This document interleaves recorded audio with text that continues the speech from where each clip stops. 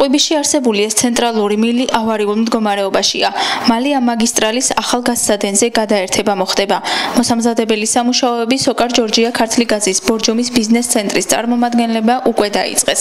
ბუნებრივი აირის მიწოდება აბონენტებს 22, 23 და 24 სექტემბერს შეუწყდებათ. გაზი დილის 8 საათიდან გაითიშება.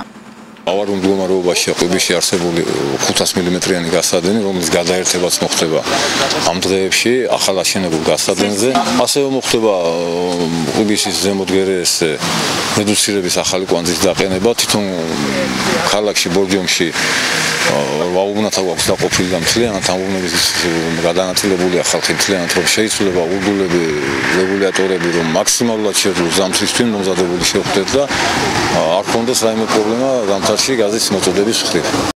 3 დღის განმავლობაში ბუნებრივი აირის მიწოდება ქალაქის მოსახლეობასთან ერთად შეუწყდებათ სოფლების: ყვიბისის, რველის, კორტანეთის, ვარდგინეთის, ზანავის, სადგერის, ცემის, ტბისა და პლატოს აბონენტებს. გაზის მიწოდება 25 სექტემბერს დილიდან ეტაპობრივად დაიწყება.